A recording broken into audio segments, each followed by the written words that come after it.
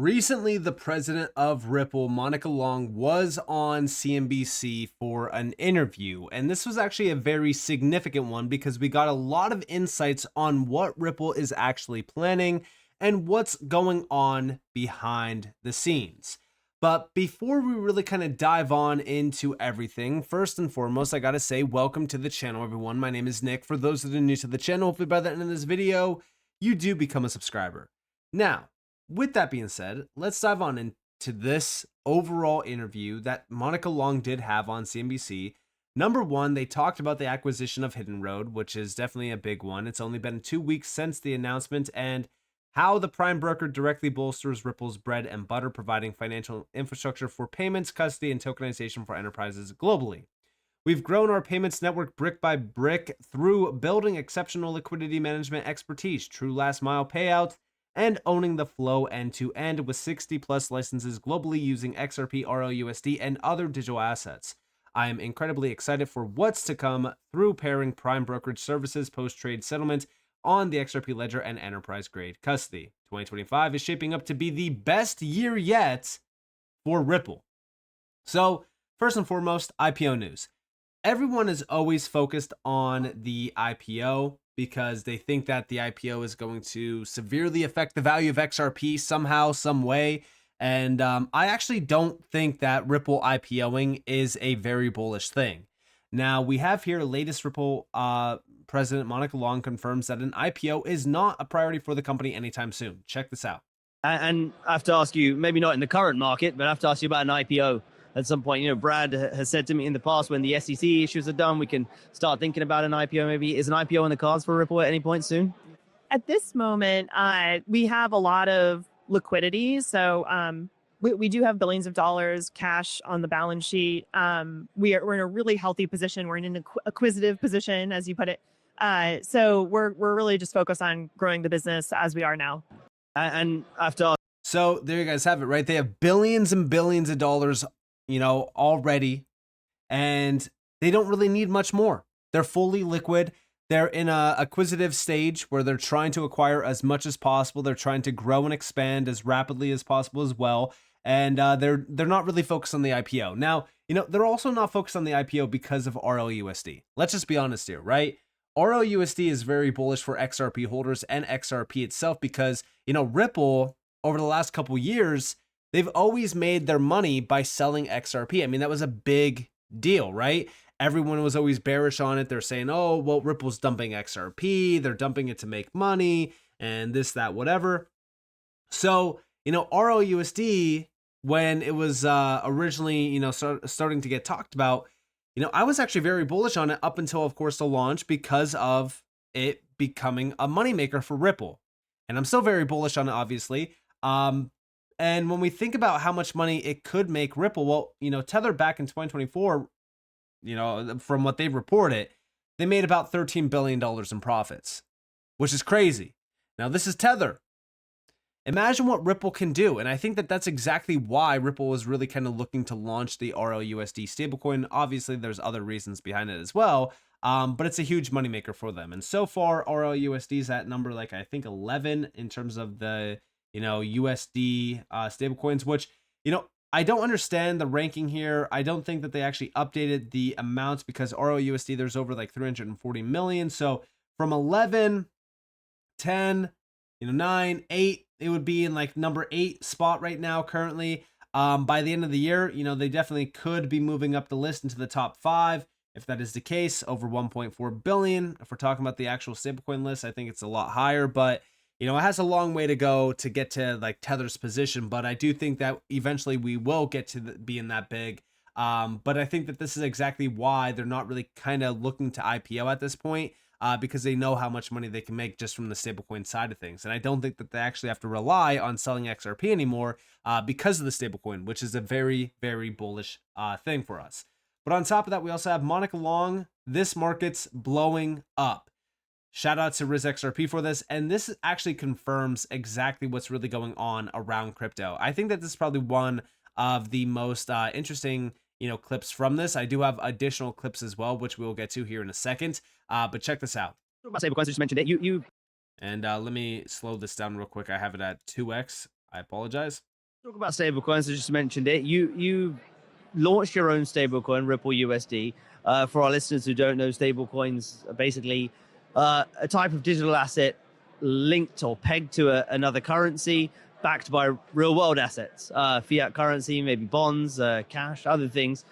For Ripple USD, why did you decide to launch it? Because it feels like the stablecoin market is one that is already so big, and there are so many stablecoins out there. So what are you bringing to the table here? Yeah, this market's blown up. So I think it's projected to reach, trillions, like $3 trillion plus dollars, I think, over the next couple years even. So it's quickly growing. What we saw was within one of our core use cases. I was talking about that digital asset infrastructure. Core use case we serve is cross-border payments, where going through the correspondent banking system using Swift can be slow, multi-days, expensive, 7+% in fees, and very error prone. And like blockchain kind of takes those objections off the table. And especially if you're able to use a stable coin for certain use cases, like, we have work with customers who, have a corridor need between different countries in Latin America where they would much rather deal in dollars than their local currency, which is very volatile, into markets in Asia where it's a similar case. And so, that was kind of the key impetus for us to launch the stablecoin. Yeah, it's quick, right? You can get effectively the equivalent of $1 in digital version. And then in a digital version, across. Access to dollars, and then 24/7 availabilities. So I think the other kind of choke point with the existing system is bank cutoff times, nights and weekends. If you need liquidity, you have to like pre-fund your account. You have to kind of guess if you're so imagine you're a corporate, you have to make a payment overseas. You kind of have to guess how much money to park there, as opposed to using this kind of real-time rail. For stablecoins, typically they've been very much used for trading in and out of different cryptocurrencies. Yes. For the consumer space anyway, but that has been a large portion of the use case of them so far. It's true. But you are seeing emerging use cases. You've mentioned one there, cross-border payments. Are there other sort of interesting use cases you see for stablecoins going forward, or you're predicting may happen? Yeah. So one that I think is getting more and more attention is using it as an asset for collateral for trading in the more traditional institutional world. This is one that's definitely spiking for us. We actually just today announced we're acquiring a prime broker called Hidden Road. And this is like a key use case for them. Interesting. So, yeah, I mean, listen, Ripple is in a very, very bullish position at this point. The stablecoin is definitely a huge growth factor around all of this. The acquisitions that they are making proves that, not only are they extremely bullish on the outlook of crypto and this entire market, but they are expecting a very big amount of capital to flood into the space over the coming months. On top of that, tokenization is becoming a huge deal. And she also did hint at what the company wants to focus on next, which is stocks and bonds. Ripple president Monica Long says the company will look to expand into stocks and bonds. XRP Daily, check it out. Like if you think about security settlement, like it triggers a payment at the end of it. So we thought we should tackle this first, but we always did have our sights set on expanding into tackling other types of financial use cases. So capital markets is kind of like a logical place to expand. So stocks and bonds, bonds, Yeah. Exactly. So yeah, stocks and bonds, and great response as well from Heartlandia, because bonds $150 trillion market, stocks $129.9 trillion market. Like we're talking over $280 trillion targeted just by this. I've always stated that the XRP ledger is a perfect fit for any tokenized use case. Anything that's being tokenized on chain, any payments, anything that's being transacted as well. The XRP ledger is home for all of these types of use cases. And even more recently, I did put a spotlight on how we just hit over $100 million in terms of RWA value on the XRP ledger, which is great to see. This is a great start But this response from Monica Long talking about, you know, what they're looking to expand into next, and around securities transactions and tokenization. I mainly think about the DTCC, right? Because they are moving over $3 quadrillion. I think now it's up to like almost $4 quadrillion per year in securities transactions. They're looking to tokenize. They're looking to bring everything on chain. So when we think about that, we think about, you know, players that could actually help them facilitate that. And, you know, we obviously talk about Securitize, we talk about Archix, right? Archix is a big one because back in August of last year, you know, they did partner up with Ripple, and this was actually specifically around tokenization on the XRP ledger, which did get, you know, another big move around it in November, which was Archix in collaboration with Ripple has launched the first tokenized money market fund on the XRP ledger. This actually through Aberdeen, which is also tokenized on Hedera. And this is a $3.8 billion US dollar liquidity fund, paving the way for enhanced operational efficiencies and institutional adoption of RWAs. Now, when we think about all of this and we think about what's coming to this space and we think about what Monica Long is telling us, right?